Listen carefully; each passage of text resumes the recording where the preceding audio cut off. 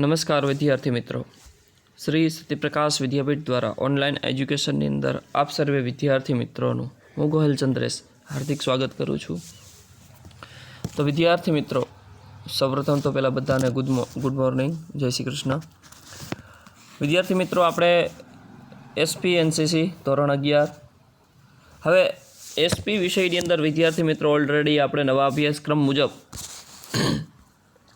Chapter 1 થી 3 છે ભણી ચૂક્યા છીએ.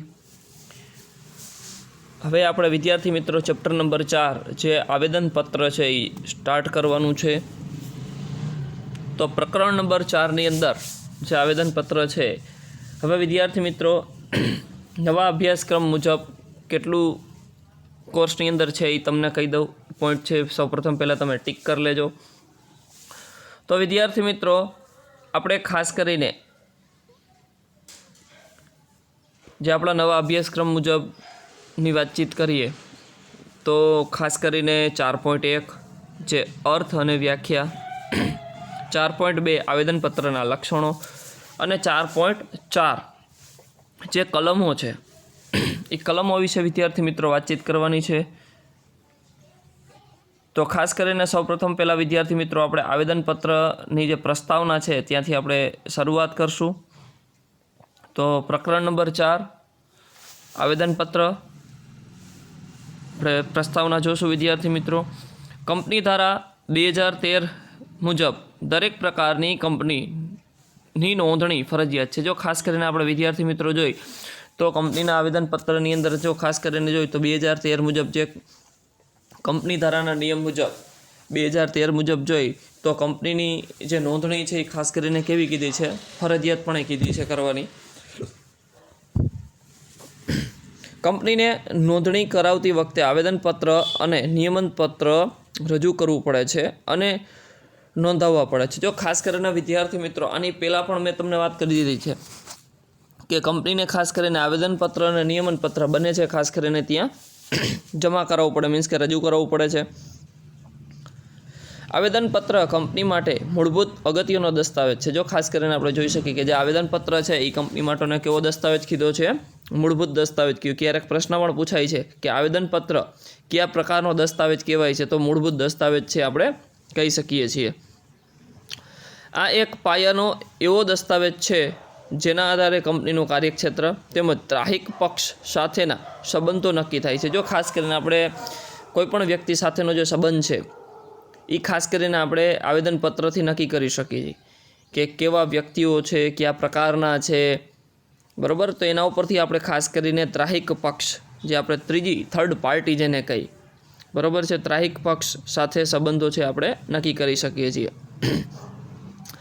આવેદનપત્ર કંપનીનું બંધારણ રજૂ કરે છે, જેમાં નામ, મૂડી, જવાબદારી, ઉદ્દેશો વગેરે જાણવામાં આવે. જો ખાસ કરીને આવેદનપત્રની અંદર કઈ કઈ બાબતોનો સમાવેશ થાય છે, તો આવેદનપત્રની અંદર ખાસ કરીને એક બંધારણ રચવાનું કામ કરે છે. કઈ કઈ બાબતોનો સમાવેશ થાય છે એની અંદર તો કે નામ છે, મૂડી છે, જવાબદારી, ઉદ્દેશો વગેરેની જાણ છે એ કેની અંદર કરવામાં આવે છે, તો કે આવેદનપત્રની અંદર રજૂ કરવામાં આવે છે. હવે વિદ્યાર્થી મિત્રો, આપણે એ પૂર્ણ કર્યા બાદ, પ્રસ્તાવના પૂર્ણ કર્યા બાદ હવે આપણે આવેદનપત્રનો અર્થ અને વ્યાખ્યા જોઈ લઈ. તો સૌપ્રથમ પહેલાં વિદ્યાર્થી મિત્રો આવેદનપત્રનો અર્થ આપણે જોઈ લઈ. આવેદનપત્ર કંપનીનો મૂળભૂત દસ્તાવેજ છે.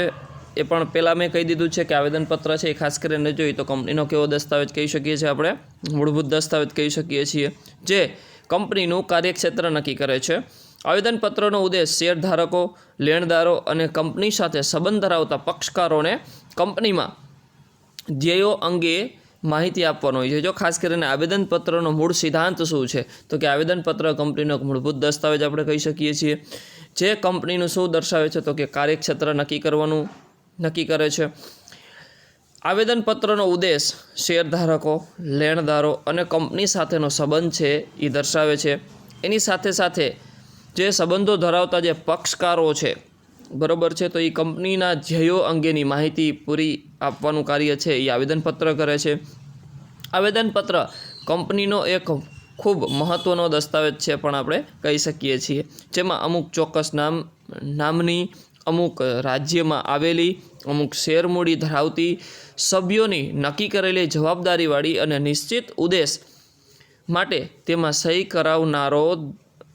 કરાવનારાઓ દ્વારા સ્થપાયેલી કંપનીનું સૂચન કરે. જો ખાસ કરીને જે વ્યક્તિ છે બરાબર છે એ કંપનીનું ખાસ કરીને અગત્યનો એક દસ્તાવેજ આપણે કહી શકીએ. એની સાથે સાથે જેમાં અમુક ચોક્કસ નામની જે માહિતી દર્શાવેલી હોય છે, અમુક રાજ્યમાં આવેલી હોય છે, બરાબર છે. જો કંપની સ્થપાયેલી છે તો સામે એનો દસ્તાવેજ મૂળ દસ્તાવેજ હોય છે, કારણ કે કંપનીનું નામ હોય છે, કંપનીના કયા રાજ્યમાં આવેલી છે, અને કેટલા શેર મૂડી ધરાવતા હોય છે, કેટલા સભ્યો નક્કી કરેલા છે, અને કેટલી જવાબદારીઓ સોંપવામાં આવેલી છે, એ નિશ્ચિત કરવા માટે એની સહી સિગ્નેચર છે એ બધું કરાવવામાં આવે છે, અને તેના દ્વારા સ્થપાયેલી કંપનીનું ખાસ કરીને સૂચન કરવામાં આવે છે. એના માટે ખાસ કરીને આવેદનપત્ર છે એ ખૂબ જરૂરી છે.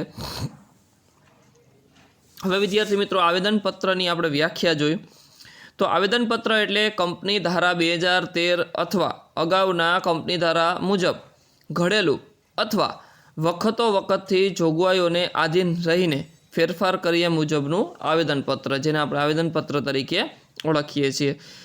આવેદનપત્ર એટલે કંપની ધારા 2013 મુજબ અથવા અગાઉના કંપની ધારા મુજબ જે ઘડેલું અથવા વખતોવખત નવી જે જોગવાઈઓને આધીન રહીને જે ફેરફાર કરવામાં આવે છે તેને આપણે આવેદનપત્ર તરીકે આપણે ઓળખીએ છીએ. વિદ્યાર્થી મિત્રો, આવેદનપત્રની વ્યાખ્યા છે એ પૂછાઈ શકે તો ખાસ કરીને વેરી મોસ્ટ આઈએમપી કરી દેજો.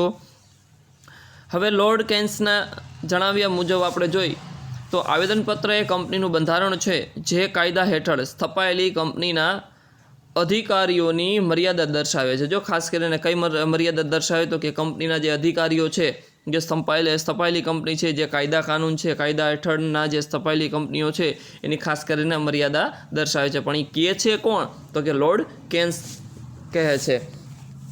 હવે વિદ્યાર્થી મિત્રો, આપણે આવેદનપત્રના જે લક્ષણો છે એની આપણે માહિતી મેળવી લઈએ તો આવેદનપત્ર એ કંપનીનો મૂળભૂત દસ્તાવેજ આપણે કહી શકીએ છીએ. પાયાનો દસ્તાવેજ છે કે જેમાં કંપનીનું કાર્યક્ષેત્ર, નામ, મૂડી, જવાબદારી વગેરેનો ઉદ્દેશ છે ખાસ કરીને શેમાં દર્શાવવાનું હોય છે તો કે આવેદનપત્રની અંદર છે દર્શાવવાનું હોય છે. તો ખાસ કરીને પહેલાં આવેદનપત્રનો અર્થ, ક્યારેક પ્રશ્ન છે એવી રીતના પૂછાય વિદ્યાર્થી મિત્રો કે આવેદનપત્રનો અર્થ આપી તેના લક્ષણો જણાવો. તો સૌપ્રથમ પહેલાં એનો અર્થ દર્શાવવાનો, પછી એના લક્ષણો દર્શાવવાના. તો આપણે પહેલાં અર્થ જોઈ લઈએ. આવેદનપત્ર એ કંપનીનો મૂળભૂત પાયોનો દસ્તાવેજ છે કે જેમાં કંપનીનું કાર્યક્ષેત્ર, નામ, મૂડી, જવાબદારી અને ઉદ્દેશો જણાવવાનું હોય છે.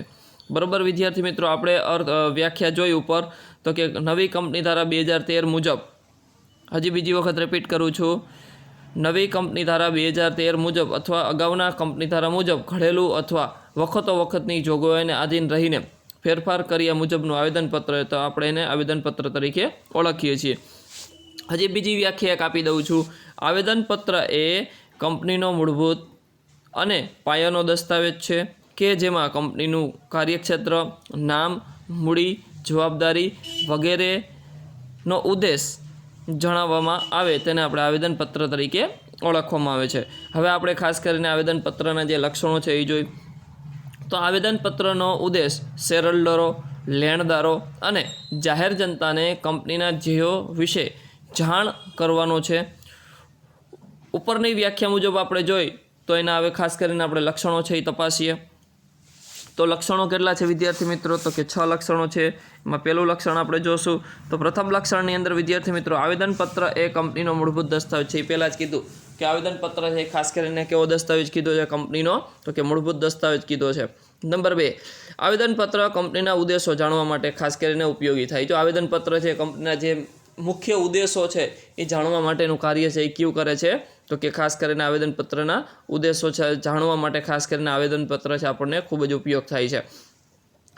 તે બાહ્ય પક્ષકારોને ઉપયોગી છે. જો ખાસ કરીને આપણે કહી શકીએ કે કંપનીના જે બહારના જે લોકો છે, બરાબર, થર્ડ પાર્ટી જેને આપણે કહી, બરાબર, એવા લોકોને ખાસ કરીને ખૂબ જ ઉપયોગી છે આવેદનપત્ર થાય છે, કારણ કે એમાં સહી સિગ્નેચર બધું છે કરેલું હોય છે. આવેદનપત્ર કંપનીના અસ્તિત્વ વિશે અને તેની રજિસ્ટ્રાર ઓફિસ વિશે માહિતી આપે છે. જો ખાસ કરીને આવેદનપત્ર કંપનીના જે અસ્તિત્વની માહિતી આપે છે એના વિશે ટોટલી, અને તેની રજિસ્ટ્રાર જે ઓફિસ છે એના વિશે ટોટલી પ્રકારની માહિતી છે એ રજૂ કરે છે. આવેદનપત્રમાં ફેરફાર કરવા ખૂબ જ મુશ્કેલ છે. જો આવેદનપત્રની અંદર ક્યારેય ફેરફાર થતા હોતા નથી. એની અંદર આવેદનપત્રની અંદર ફેરફાર કરવા કેવા છે? ખૂબ જ અઘરા હોય છે. આવેદનપત્રમાં ફેરફાર કરવા ખૂબ મુશ્કેલ છે. આવેદનપત્ર કંપનીનું બંધારણ દર્શાવે. જો ખાસ કરીને આપણને બધાને ખબર છે કે આવેદનપત્ર છે એ કંપનીનું ટોટલી પ્રકારનું બંધારણ છે એ દર્શાવવાનું કાર્ય છે એ આવેદનપત્ર છે એ કરે છે.